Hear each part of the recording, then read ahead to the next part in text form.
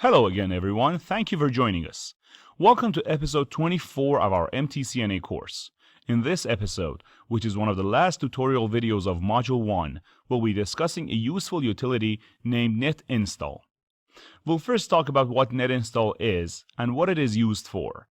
Then, we'll take a look at its interface, and finally, we'll go over the process of using Netinstall for MikroTik hardware. To learn about Netinstall, let's refer to MikroTik's documentation reference on their website. In the documentation webpage, simply type Netinstall in the search bar for a quick and easy access to the relevant reference page. As you can see, Netinstall is a useful application that allows you to install or reinstall the required operating system, that is RouterOS, on MikroTik hardware. It is mainly used when you suspect that the OS on your hardware is facing a major malfunction and has become non-responsive. For your information, Netinstall works based on BootP or the Bootstrap protocol. BootP is similar to a DHCP server in that it is an IP networking protocol that is used to automatically assign an IP address to a given device. When the OS on your MikroTik hardware becomes non-responsive, it is as if the device can no longer be reached on its IP address. By using Netinstall, the non-responsive device will boot up, request an IP assignment, and receive its reply in the form of a newly assigned IP address from a BootP configuration server. Netinstall has two main uses. One, in case your device has become malfunctioning or non-responsive and you can no longer work smoothly with RouterOS, you can deploy Netinstall to reinstall your hardware's operating system. Two, if you're unable to access your device because of lost or forgotten credentials, you can completely erase all configurations and information and regain access to your device. However, please bear in mind that Netinstall cannot be used to remove users and passwords but keep other settings. You can either keep all your hardware's old configuration, including passwords, or wipe it all away. To use Netinstall on a given MikroTik device, there are two things you should check first. Let's find out with an example. By referring to the product page of the CCR2116, you can see that this product is using an ARM 64-bit CPU and works only with RouterOS version 7. Therefore, when downloading Netinstall for this device, you need to download the corresponding OS package and the Netinstall used for RouterOS version 7. To learn all the details about RouterOS packages, please refer to tutorial 18 of this series. The device I have for this tutorial is the Hex Lite. As you can check on its corresponding product page, the Hex Lite uses a MIPS BE CPU, and it is not limited to any specific version of RouterOS. Therefore, I'll first download the main package of the stable version of RouterOS 7.3.1 for MIPS BE CPUs, and then scroll down to the bottom of the RouterOS version 7 table to download the Netinstall utility. Here, you should also make a choice between the 32-bit or the 64-bit version of Netinstall based on your Windows. Netinstall will be downloaded as a compressed package. After you unzip your downloaded file, simply right-click on the application and run it as an administrator to make sure you're allowing Netinstall all necessary permissions. Moreover, ensure that you disable your firewall and other monitoring and limiting security measures so that Netinstall can function properly. This is the main Netinstall interface. Here, you can see the list of available drives that can be used for installing RouterOS.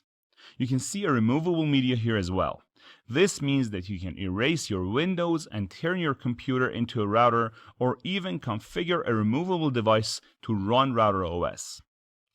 Software ID and key are unique corresponding values that can be used for activating a license for a MikroTik hardware. The Keep Old Configuration option allows you to reinstall RouterOS on a given device while keeping all its previous configurations and settings.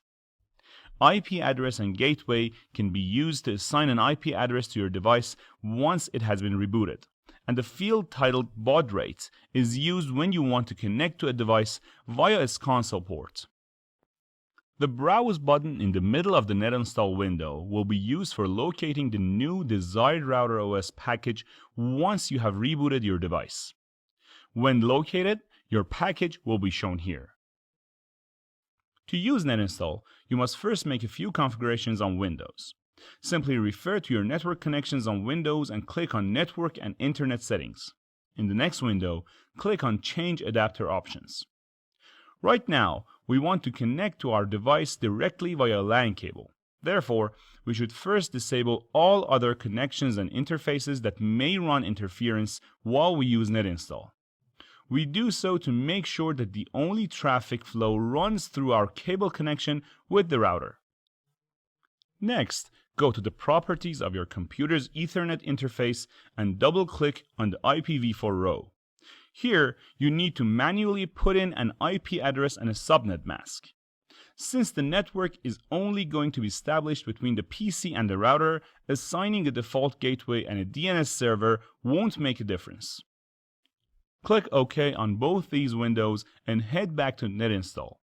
Here, click on Net Booting. First, enable the boot server and then type in an IP address that is in the main broadcast domain of the IP address you assigned to your PC's Ethernet interface. The IP address we just typed was 172.31.255.30.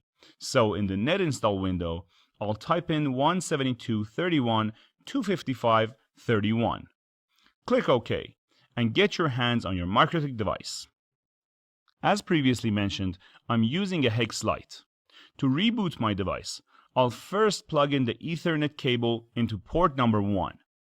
Then, using a small pin, I'll push and hold down the reset button. And next, I'll insert the DC jack and power up the device while still holding the reset button. Keep pushing the reset button until your device successfully reboots and shows up in the routers/devices list in the Netinstall window. Once you see your device, click on it. Then click on Browse and locate your desired RouterOS package.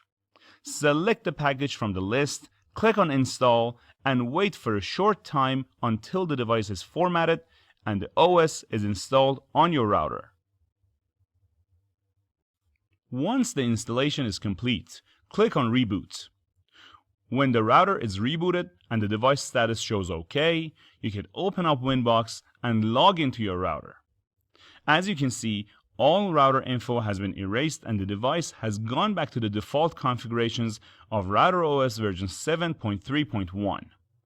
Since you have installed a new RouterOS, don't forget to check your hardware's firmware from the System menu and the Router Board submenu to make sure it is up to date. If not, upgrade your firmware there and then.